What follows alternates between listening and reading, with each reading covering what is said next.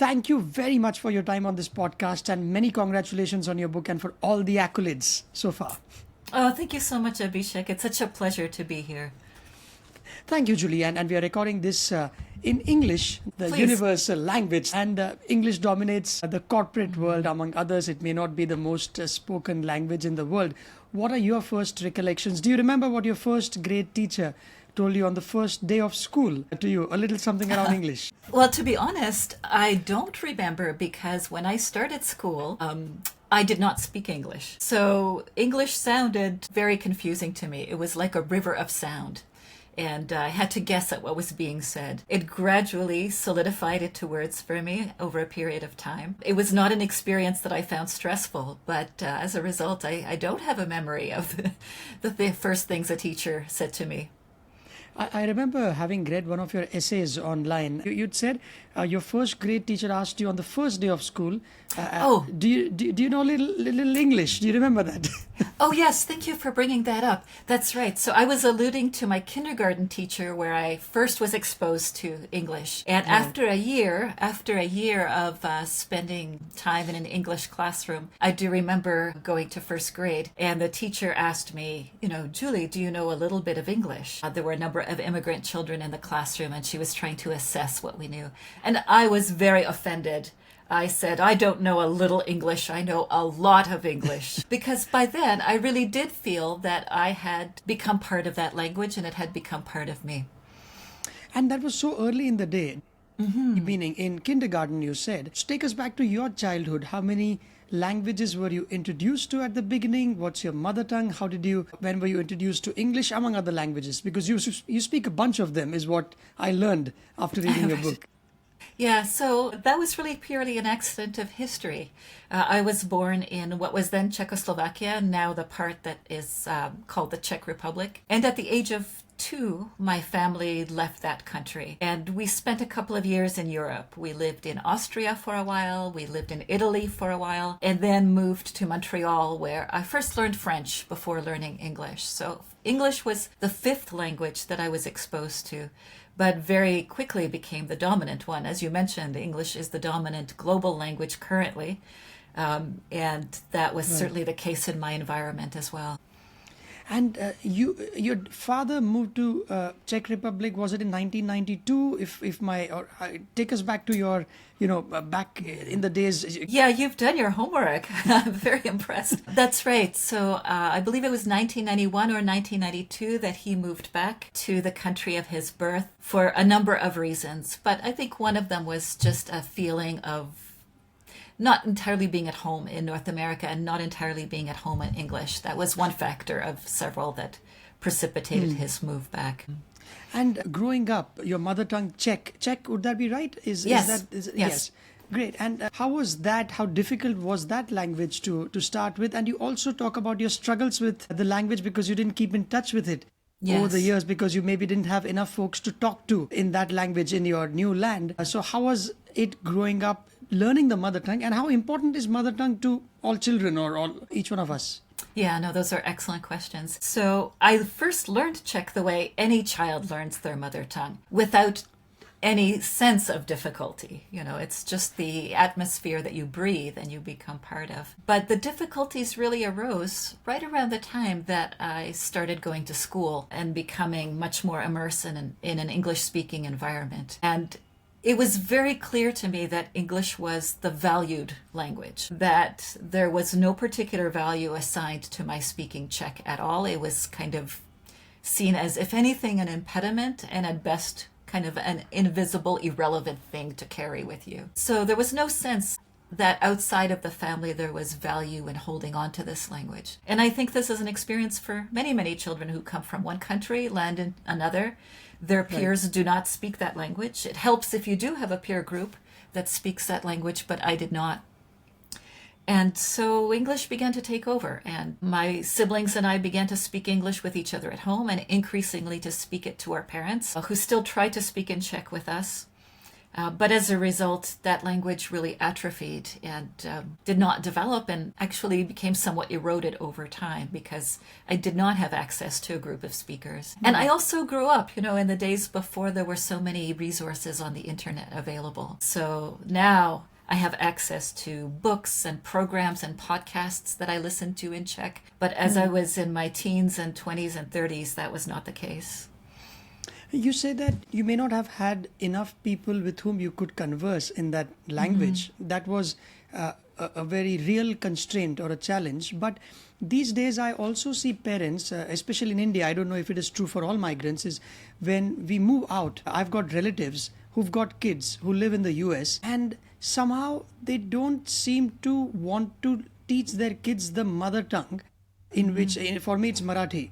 It may not get them a better job because it doesn't really matter whether you know that as long as you know English, so much so that it's discouraged. Now, some of it is a little sad because why would you do that? You can always teach more than one language. But is everything very transactional these days, or has English become so dominant that even those in India, these parents, we are millennials is what we are now. And we have these kids, especially, just one kid more often than not.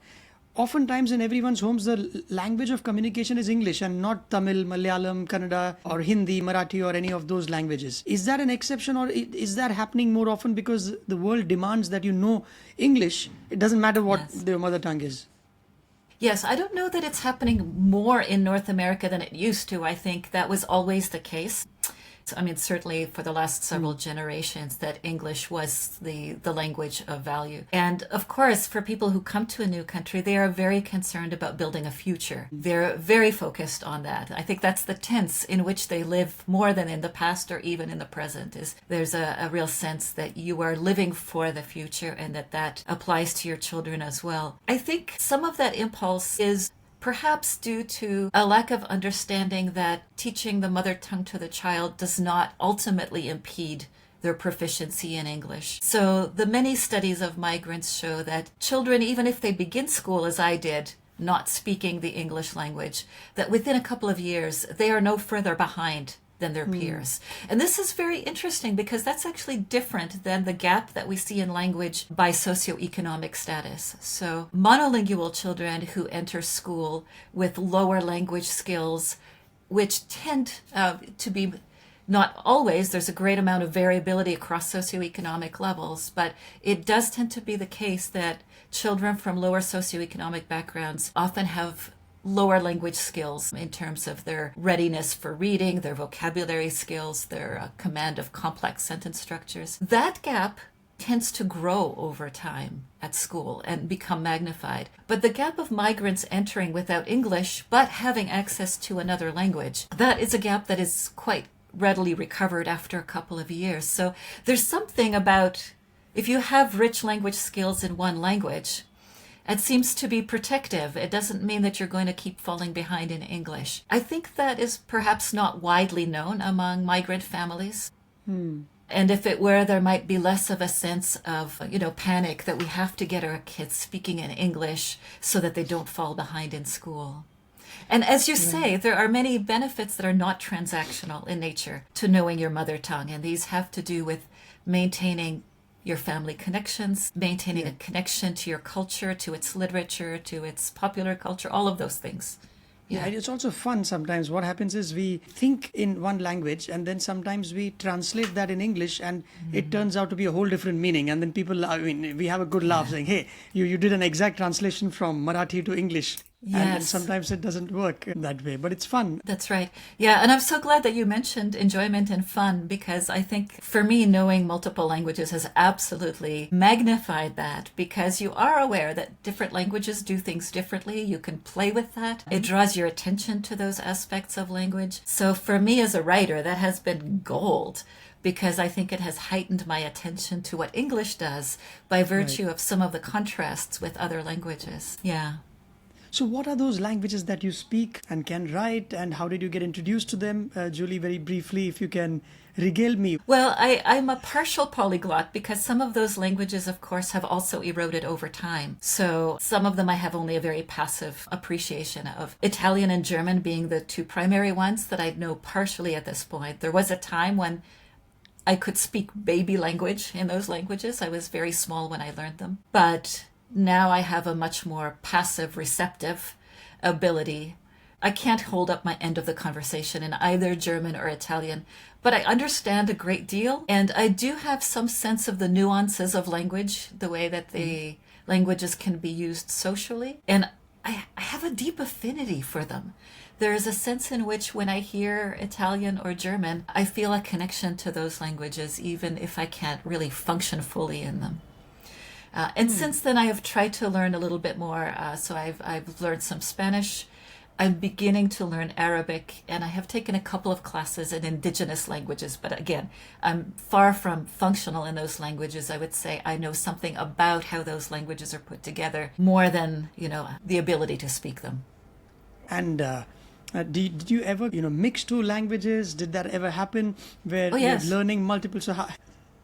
Yes, and I think it's a bit of a myth that language mixing is primarily a form of confusion.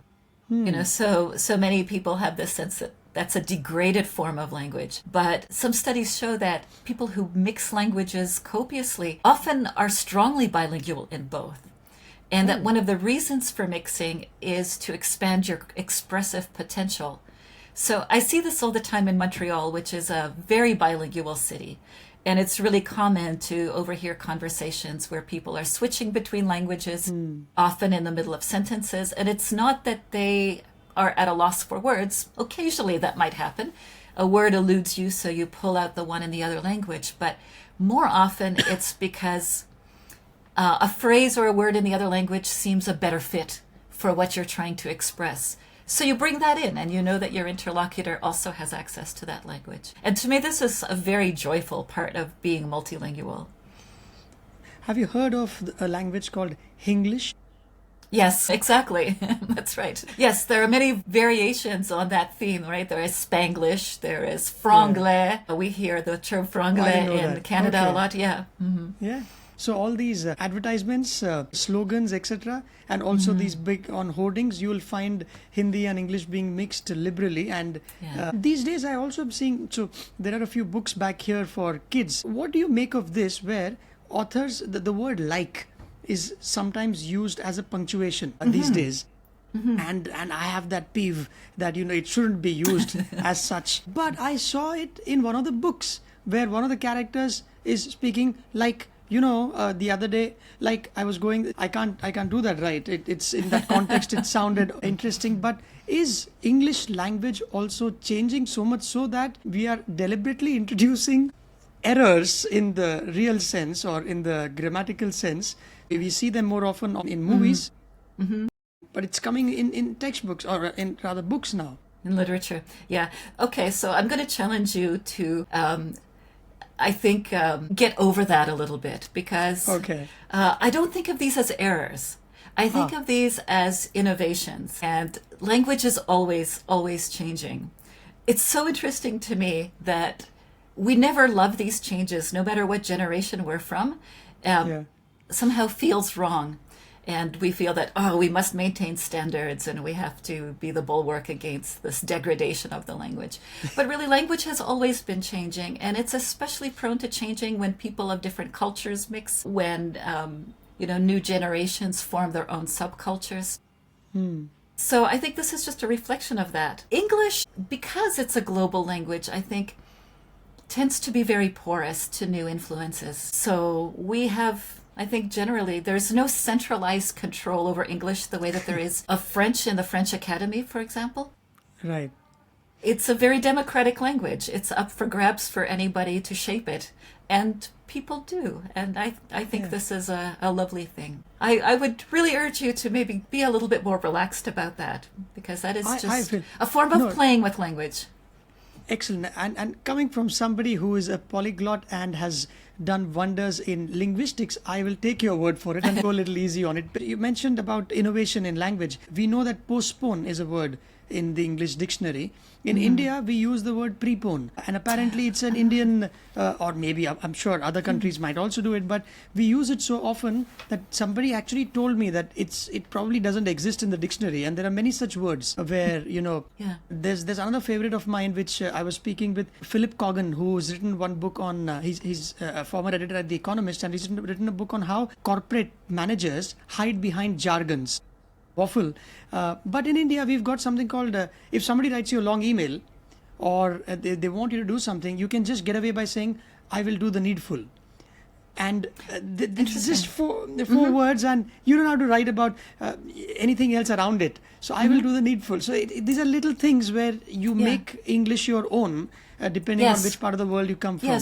Yes. To me, I think of it a little bit as language is a lot like cooking, that each region has its own interpretation of, dishes, its own way of spicing, and across generations. You have of course people who are the hardcore traditionalists who say, no, the pasta must be cooked this way and the sauce must be made exactly the way my grandmother did. And then you have the younger generations who are maybe trying to innovate or do something a little bit new and different and meeting with resistance by the older generations. But just as cooking, you make your own that adapts to your tastes, your lifestyle, the social group that you're in, what ingredients you have available to you. Language is like that too. And to me, it's part of the pleasure is to come across these little phrases. So I love that. I will do the needful. I've never heard that. And I can't wait to try that out on someone and see if there's a little flicker of recognition when I use that. Good one. Please do that. And where does this liberal thinking come from? At what age were you always like that, where you didn't bother too much with, because grammar, I would peg someone like you to be very traditional and making sure that it has to be in the most, what is that word? The purists. So were you always like that, or did you learn that over time? No, that's actually a really great insight. And I think you're right. I think that if one were to read my prose, they might be surprised by this, what they might see as a loosey-goosey attitude towards language, because in my own writing, I do try to... I speak in a language that feels native to me, that feels that it is a reflection of the way that I have absorbed language. And I used to be quite stodgy. In my teens and early 20s, I really did absorb the idea that there was, a better way to use language, and that corresponded to the way that it was used in certain forms of literature. But what beat that out of me actually was becoming a linguist and being exposed to much of the empirical work around language varieties that demonstrated very convincingly that things that are considered to be non-standard grammar are in fact just different ways of instantiating a grammar, that they're not necessarily less complex or less rule governed or regular, and that this is a natural aspect of language. So studying language change through history, it was a real eye-opener, because there you do get just such a front seat view to the fact that languages inevitably change, that they are responsive to factors in their environment, and that they tend to shift in somewhat predictable ways. There are some kinds of changes that are more common than others, and also that they are a way of marking social identity. So I think that's one reason why people bristle at forms of language that feel alien to them, is because in a way, when you hear that form of language, it's a signal to you that you're an outsider to that group, and that feels somehow threatening maybe. So I think language is very wrapped up with our social identities, and that's why people kind of splinter off and have their own ways of talking, because they want to create some sense of social cohesion among members of that group. So it was really a process of being educated in linguistics that I think caused me to shift my own attitudes. And I come across this a lot when I mentor younger writers. I really try to encourage them to write in the form of language that feels most expressive to them, whatever that is, and to not try to emulate what some people might hold up as a higher form of language or a better form of language. I feel very strongly about that. And it's funny that growing up as kids, we are far more malleable and we are happy to imbibe new things. But as we grow older, we think that, no, this is not how it's supposed to be. Because you talked about the non-standard grammar, or something that goes, in face of convention. I still remember I was in 4th grade, or 4th standard as we call it here. And my teacher, I was among the talkative guys in the class. So she looked at me and she said, if you don't stop talking, I will hammer you with this ruler. And obviously she didn't hit anybody. But that was the first time I learned that you could use hammer, which is a noun, as a verb. For me at that time, it was non-standard. And I didn't squirm at the usage. She's speaking something incorrectly. There you're fascinated. But as you grow older, you form your own opinions, or about anything, everything in life, and including language, and you don't want people to steer away from it. Maybe that's a bias that we all develop over time, I guess. Yeah, and I think it is very true that as we get older, our accumulation of experience carries some weight. So when we encounter a deviation from that experience, we flag that as, oh, this is not the way the world is supposed to be. But, I will say that I think that the other thing that maybe has led to what you call my liberal attitudes towards language is exposure to many varieties of English as well. I live in a country that has a very high rate of immigration here in Canada. I'm constantly encountering people who use English in different ways. So, I learned that English spoken in India sounds different and has somewhat different grammar than the English that is spoken by people who have been here for generations. And the same is true for people from Nigeria, for instance. And that, these are not people who are learning English anew. This is a language that they have spoken since childhood, and it just happens to be a different form of English. And I think there is some, interesting evidence coming from the empirical literature that suggests that the more exposure you have to different varieties or even different accents, the easier it is for you to adapt to one you've never heard before. So I'm thinking, for example, of a very interesting study done with small children, where they had small children who had been exposed to a number of different accents of English, and then played a new one to them, and they adapted and learned new words in that language more quickly than children who didn't have that range of exposure. So I think there is some benefit to being stretched in your exposure. I think that helps maybe those new forms feel not quite as foreign, because you've already incorporated many, many aspects of language that were unfamiliar to you in the past. Right. I think in India, for us here, if the two parents are from different backgrounds, and they come with their own languages, and then by default, children grow up bilingual or more than two or three languages. So, and you've got the mother tongue, then you've got English, and if one of the parents has some other language that they bring in, because it's not an arranged marriage, let's say, then you end up learning 3.5 to 4 languages, which helps, I guess. I don't know how it helps, but you are the expert here. How does that help for kids who grow up in that environment, learning multiple languages early in their lives? Does it do something to the brain circuits? Are they any different from those who learn only one language, or am I reading too much into it? No, you're not. I mean, there is evidence that if you know multiple languages, again, learning a new one is easier than if you only know one. And there's also evidence that perceptual capabilities orienting to other languages remain wider if children know a number of different languages. So one thing that happens if you are exposed only to one language, as a baby, you start with a sensitivity to perceiving differences in sounds of many languages. So, for example, a baby born in North America that hears no language other than English at the age of 6 months can quite readily detect the difference between a regular de sound in English and the retroflex de that I can't pronounce, but that you probably can. But by 18 months of age, that capability has gone away because they haven't been exposed to that sound. So over time, their perception narrows to focus very tightly on the language that they do hear in their physical environment. And if they're hearing multiple languages, that perceptual capability remains wider for a longer period of time. So there really is some benefit to that early language exposure that I think maybe is not fully appreciated. But there's a flexibility that is maintained, I think, with that early exposure. And some families, I know a family who do this. They had 3 languages in the house, and their rule was, if you are in the living room, you speak this. I mean, the kid was too young, so to get the sense. So if he was in the living room or the dining room or kitchen, based on where they were, the family would ensure that they speak in that language to the kid, just to make sure that the kid is being exposed to multiple languages. I've never heard of that. That's really a beautiful way of formalizing the presence of a language within the household in a very physical way. Yeah, that's a great strategy. Often I hear people assigning one parent to a language and the other parent to another. That can sometimes be impractical, depending on the situation. But yeah, I guess people really do have to come up with methods for making sure we are making space for this language. Right. Yeah, In because fact, it is a struggle. That is, one thing that shows up in the literature again and again is that the smaller languages really have an uphill battle against the larger languages. And that, this is one reason why children moving to North America do not have difficulty learning English over time, because that language is just everywhere. All of the signals are that this is the important language.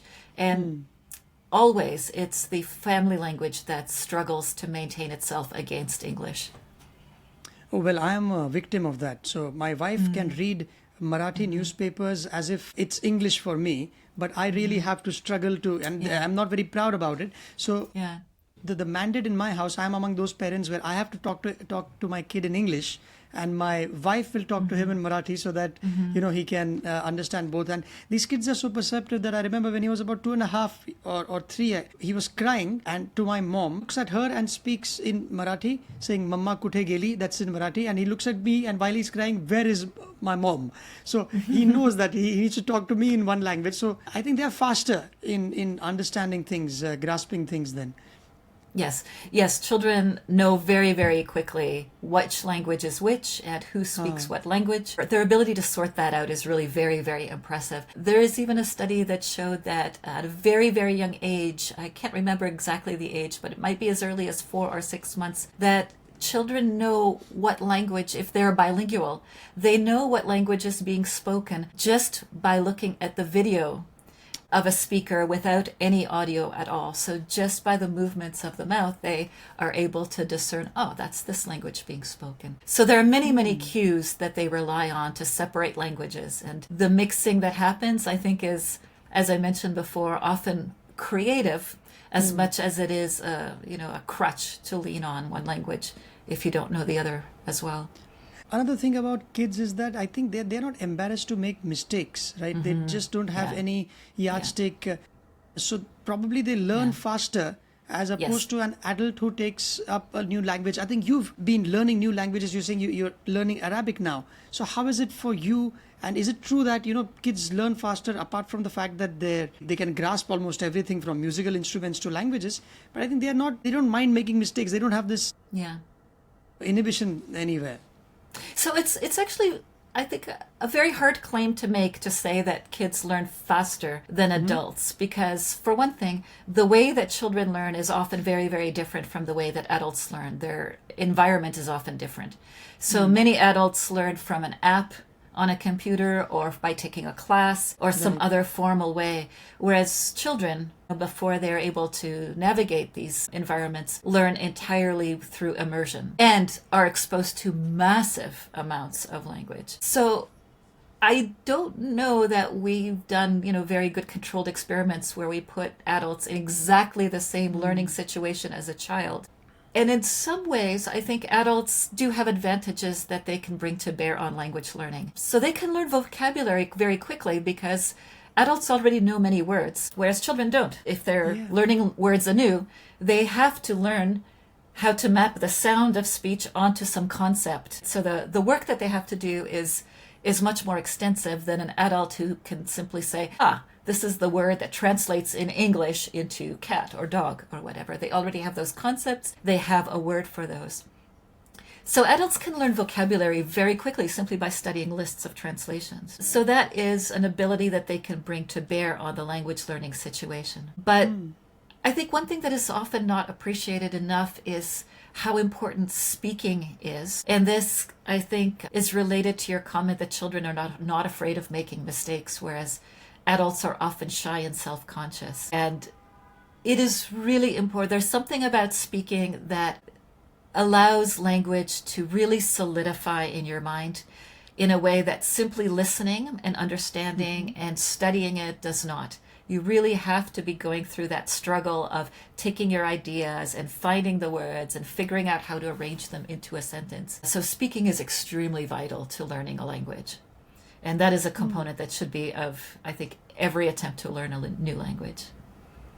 And it makes it easier. Now, Duolingo is one of the most popular apps out there. I guess it just makes it easier because you have the tools as compared to what you did 20 years ago. That's right. And let's talk a bit about where you got the idea for Linguaphile, and you've written a few books, and you've been prolific in terms of your writing online as well, including essays. What did you set out to achieve, and what was your pitch to the editor, or publisher rather, when you set out to put this together? Well, this book has been in my mind for a while. So the backstory is that I did not start my studies as a linguist. I really started wanting to be a writer, and I was studying English and literature, and I thought this is the path to becoming a writer, and I imagined myself writing fiction or maybe poetry. And I was completely sideswiped by having taken a linguistics class and discovering just how fascinating the science of language could be. I hadn't even been aware that such a discipline existed, and that you could study language with rigor and precision and a variety of methods that would give you access to insights about language that you couldn't have just by thinking about language or using language. So for me, this book really represents a convergence of those two ambitions and passions, I think. My fascination with the science of language has always carried with it this just sheer love for the beauty of language, for its expressiveness. But it didn't always get expressed in the scientific work that I did. So I wanted to write a book that did do that, that brought those together. And, one of the seeds for the book was also an experience I had as a young linguistics professor, where I had a student come to me at the end of the first class of the semester. And she said, I just want to let you know that I'm not going to continue with this class. And her explanation was, you see, I'm a poet.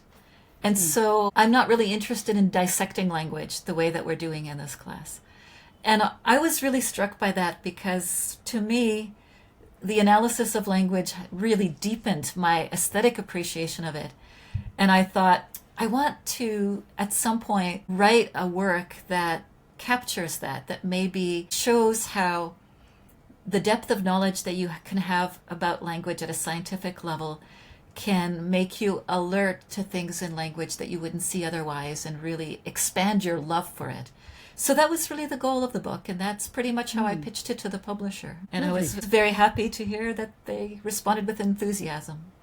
The science of language. Can you give a couple of examples about science and language and what the Venn diagram intersection set is for a layperson, which is something that fascinates you and is the heart of everything you do? What is that inspires or interests you, and what exactly is science of language? So the science of language is exactly that. It's looking at language through a scientific and analytical lens. So some of that means looking at patterns that exist in language and trying to explain, why do languages look the way they do? So there are certain regularities that languages behave in some ways, they don't behave in other ways. So at a very simple level, we see that sounds aren't distributed randomly. Sounds cluster into categories, and that we are very responsive to the similarities that sounds share with each other. We absorb these structural similarities very readily, and we reproduce them in our speech. So here's just a tiny example that may be new knowledge for your listeners, or some of them. In English, what is the way that you form a plural out of a singular? So you have a word like cat. How do you form the plural? You put an S at the end and it's a plural. Yeah. That's what everyone says. You put an S at the end. But now, if you have a word like dog, what do you do with dog? Again, most people... Yeah, and we write it the same. In writing, we use the S, but it actually is a different sound. So cat goes to cats, the sound in snake, but dog goes to dogs, the sound in zipper. And this is a different sound. And many of us are unaware of this until we encounter it in a linguistics class. You do this without thinking about it. And why is that? It's because that sound of the plural, the s, acquires some of the characteristics of the preceding sound. So cat is that final sound is pronounced without vibrating your vocal folds. But dog is produced with vocal fold vibration on that last sound. And so is z. So z kind of morphs to take on some of those characteristics. So this is just one aspect that shows that we have these unwritten rules. No one has ever taught you this, but it's not a mistake that you are likely to have ever made at any point in your learning process. You've just sucked up this pattern out of the language. So much of the science of language is really about uncovering these patterns, looking at how languages are put together.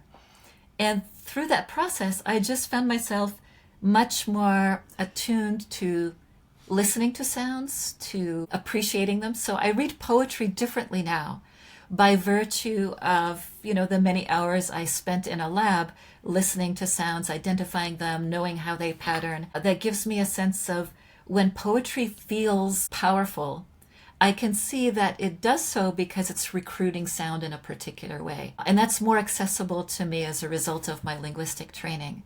So that's just one aspect. The same can be said for sentence structure.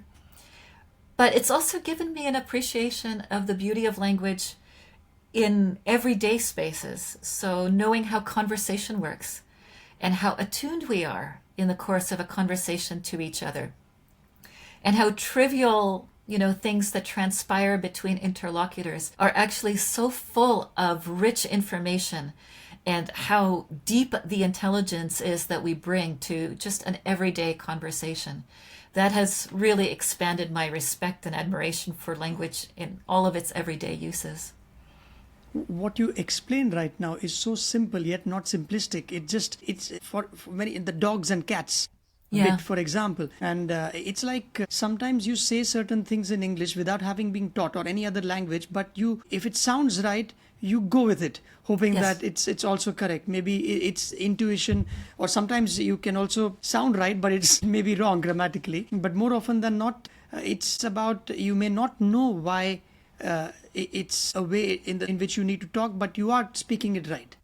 Yes. I don't know how to explain that. Yeah. And I think one of the many revelations that comes from studying linguistics and the science of language is just an awareness of how intelligent we are in our capacity to learn language, to use it under the pressures of time. So here we are having a conversation. Each of us is pulling out of our heads sentences we've perhaps never uttered before, responding to each other just on our feet. And the intelligence that's required to do that is really remarkable once you begin to probe it. So that's, I think one thing that really strikes students when they begin to study this field.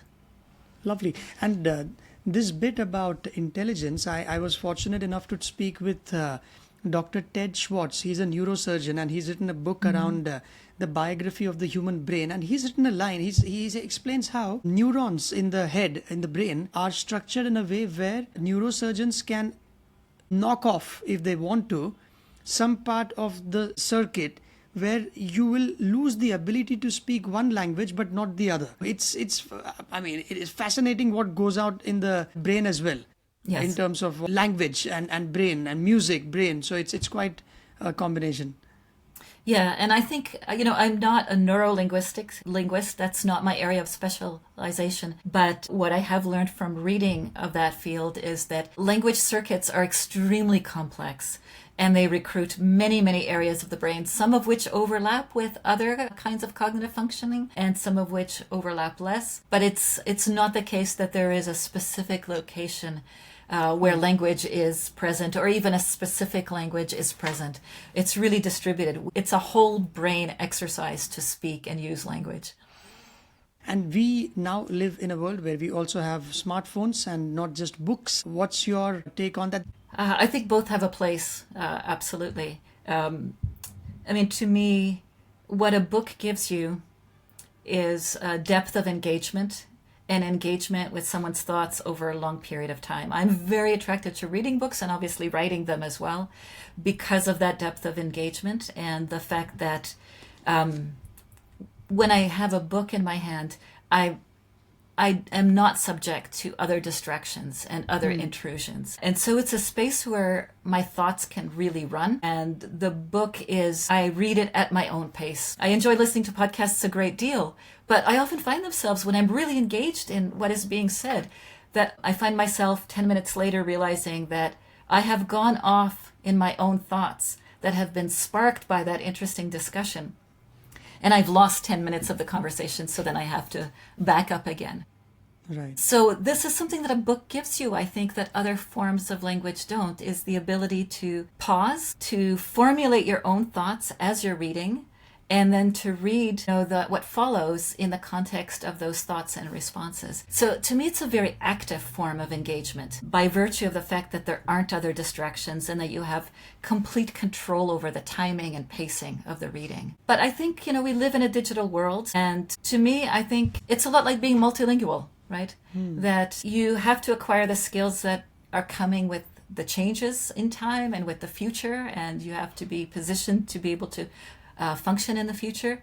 But don't lose sight of the other things that connect you to other modes and other ways of using language. And for me, reading and writing books is a really big part of that. I think if we just disconnect ourselves from that there are all kinds of consequences in our ability to just recruit skills for different situations and to feel a connection with the way that human thought has evolved over the millennia.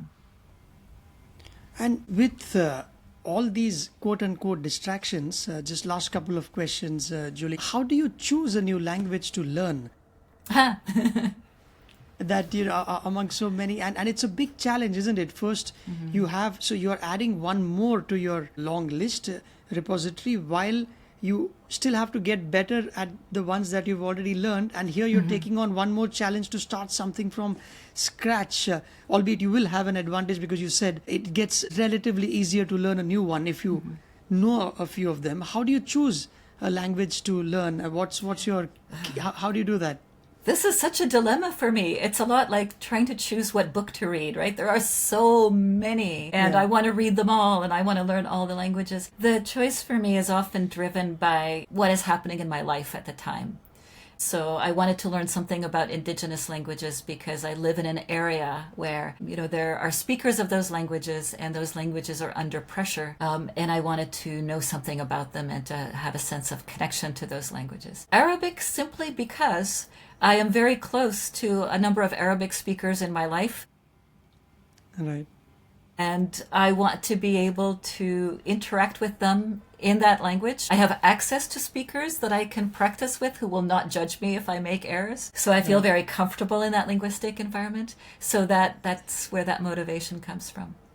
Lovely. And are you getting better at Czech, or have you mastered it entirely? No, there is a trade-off, as you mentioned. And it is a struggle to maintain mastery of all languages. And I find that the longer the time that has elapsed since I've been in that country, the more fragile my Czech feels. So I try to maintain as much as I can between visits by reading, especially and listening to podcasts. Speaking is a challenge for me. I don't have access to that many Czech speakers. So that is a bit of a struggle for me. So I think, come to be a little bit accepting of the fact that, once you learn a language, it doesn't just stay in that shape forever. It waxes and wanes, and it becomes more or less accessible depending on how much you use it. And I've learned to accept the fact that my Czech will be stronger or weaker depending on how much I use it at a particular point in my life, and that's just a reflection of what's happening in my life, and to not stress too much about it and to not worry too much about whether it's perfect or not. I still have it to some degree, and that's something that's very important.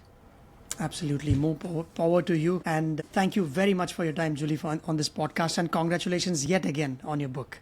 Thank you. It was a real pleasure to talk with you today. Thank you.